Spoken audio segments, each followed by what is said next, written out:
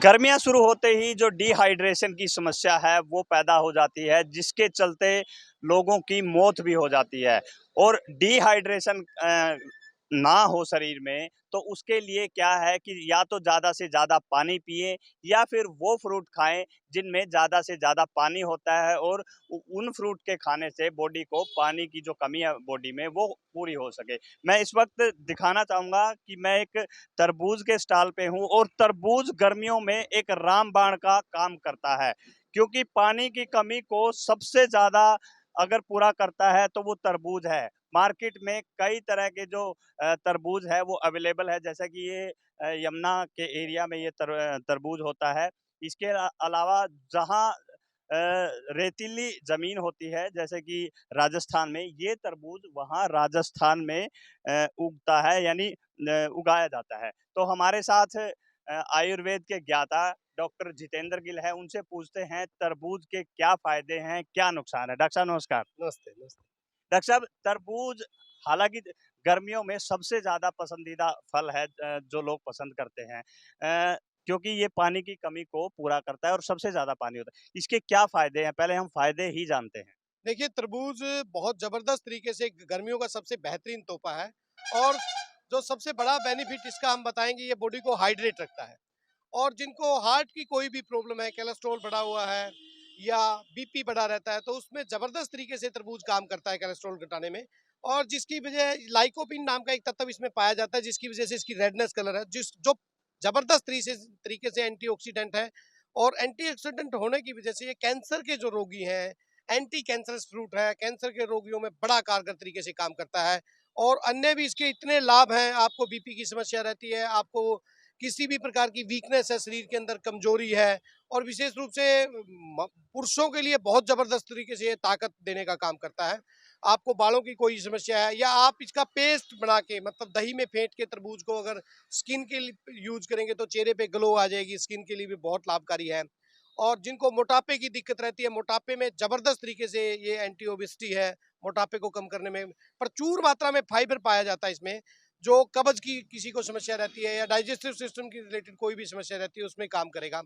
और इसी प्रकार से जैसे जैसे हम इसका प्रयोग करते जाएंगे, विशेष रूप से मेरी प्रार्थना रहेगी कि जो डायबिटिक पेशेंट्स हैं या ब्लड प्रेशर के पेशेंट हैं या हृदय रोगी हैं, वो इसको जरूर खाएं गर्मियों में, ताकि वो अपनी शुगर को नियंत्रित रख पाएं, अपने बीपी को नियंत्रित रख पाएं और कोलेस्ट्रॉल वगैरह को नियंत्रित रख पाएं। तो डॉक्टर साहब, हमारे दर्शक ये भी जानना चाहेंगे कि तरबूज किस तरह से खाना चाहिए, क्योंकि आमतौर पर नॉर्मली क्या है, काट कर तरबूज खा लिया जाता है या फिर जूस के द्वारा। तो किस तरह से खाना चाहिए और कैसे कितनी मात्रा में खाना चाहिए ताकि वो डाइजेस्टिव सिस्टम को प्रॉपर कर सके?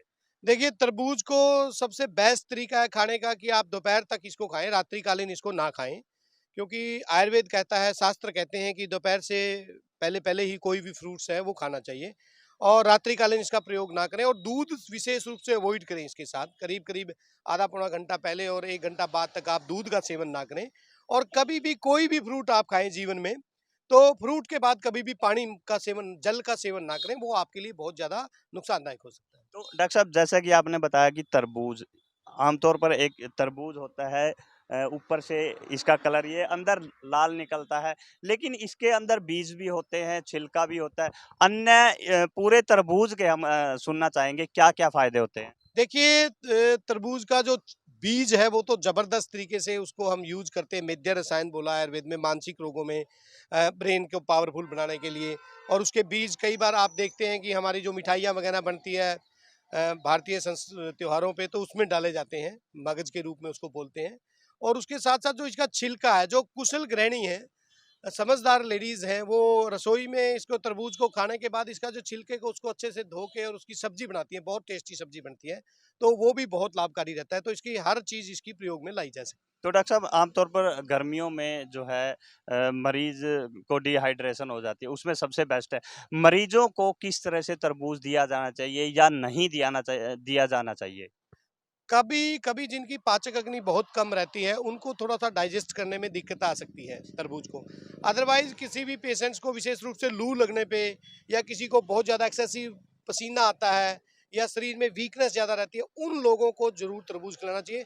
किसी भी पेशेंट्स को आप तरबूज दे सकते हो, और इसका जूस निकाल के भी पिलाया जा सकता है, तरबूज का जूस भी, वो ज़्यादा ईज़िली डाइजेस्टेबल रहता है। विशेष रूप से दोपहर से पहले-पहले आप इसका सेवन किसी भी पेशेंट को करें। तो डॉक्टर साहब हमारे जो दर्शक हैं उनको क्या सलाह देना चाहेंगे कि और किस तरह के वो तरबूज खरीदें? क्योंकि जैसा कि आपने बताया कि मिलावटी जिस तरह से इंजेक्शन वगैरह लगा के ऐसे तरबूज भी मार्केट में किस तरह के तरबूज जो दर्शक हैं वो खरीदें और इनके क्या अलग से फ़ायदे उनको होने वाले हैं? कोई सलाह जो है वो दर्शकों को देना देखिए, मैं एक ही रिक्वेस्ट करूँगा आपके दर्शकों से, क्योंकि गर्मियों में तरबूज खाइए, बहुत लाभकारी रहेगा।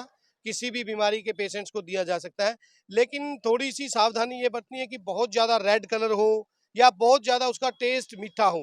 क्योंकि कई बार मिलावट का ज़माना, उसमें कलर भी कोई ऐसा डाल डाल दिया जा सकता है इंजेक्शन द्वारा, या कोई स्वीटनेस के लिए भी कोई चीज़। तो आप ज़्यादा मीठे पे मत जाना, ज़्यादा कलर पे मत जाना, और इसको नेचुरल रूप का अगर तरबूज आपको मिलता है तो उसका सेवन कीजिए और अपने स्वास्थ्य को मेंटेन रखिए। आयुर्वेद के ज्ञाता डॉक्टर जितेंद्र गिल थी जिन्होंने बताया कि तरबूज खाने के क्या-क्या फ़ायदे होते हैं और गर्मियों में जो तरबूज है वो डिहाइड्रेशन के लिए रामबाण का काम करता है। कैथल से वीरेंद्र पुरी, न्यूज़ 18।